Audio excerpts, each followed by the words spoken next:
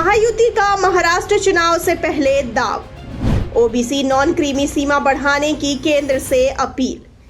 पिछले सालों में बीजेपी ने मराठाओं का जीता है समर्थन। महाराष्ट्र में 351 समुदायों का नाम ओबीसी सूची में है शामिल। राजनीति में पैर जमाना इतना आसान नहीं है। मिलीजुली सरकार हो या अकेली सत्ता शासित पार्टी, हर कोई नई नई योजना के तहत ही जनता को अपने पाले में खींच कर लाना चाहती है।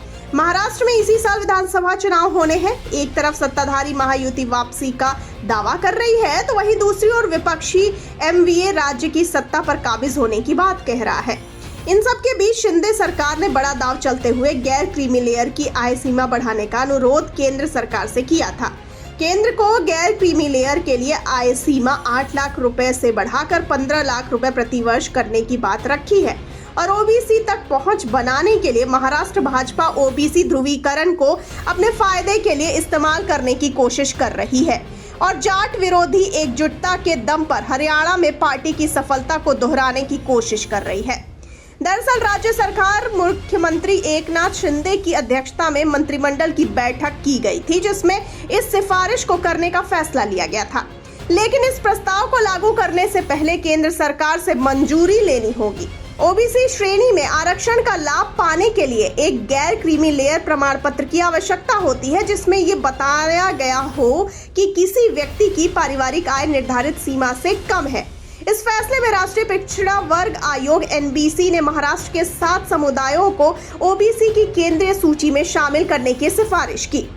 गैर क्रीमी लेयर भारत में आरक्षण प्रणाली के तहत एक बहुत ही जरूरी विचार है। ये विचार अन्य पिछड़े वर्गों के लिए आरक्षण के लिए उपयोग में लाई जाती है।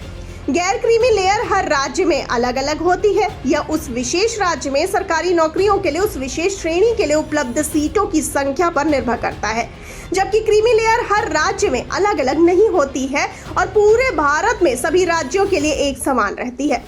हरियाणा विधानसभा चुनाव में अन्य मुद्दों के अलावा ओबीसी तक पहुंच के दम पर भाजपा द्वारा ऐतिहासिक हैट्रिक बनाने के महज 2 दिन बाद महायुति गठबंधन, जिसमें भाजपा शिंदे के नेतृत्व वाली शिवसेना और अजीत पवार के नेतृत्व वाली एनसीपी शामिल है, नवंबर में होने वाले विधानसभा चुनाव से पहले अपने ओबीसी वोट बैंक को मजबूत करने के लिए कई कदम उठाता नजर आ रहा है। आपको बता दें कि महाराष्ट्र में 351 ओबीसी समुदाय हैं, जो कि राज्य की कुल आबादी का 52% हिस्सा है।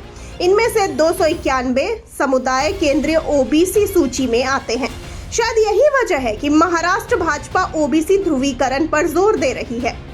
मुस्लिम, दलितों और मराठा के भाजपा से दूरी बनाने के मद्देनजर पार्टी ने अपने पारंपरिक ओबीसी वोट आधार की ओर लौटने का रणनीतिक निर्णय लिया है। वोटों की कमी को पूरा करने के लिए भाजपा अपने फायदे के लिए मराठा बनाम ओबीसी ध्रुवीकरण का इस्तेमाल करने की कोशिश कर रही है। महाराष्ट्र भाजपा हरियाणा में पार्टी की रणनीति को दोहराने की उम्मीद कर रही है, जहां जाट विरोधी एकजुटता ने ओबीसी और दलितों के बीच अधिक स्वीकार्यता हासिल करने में मदद की।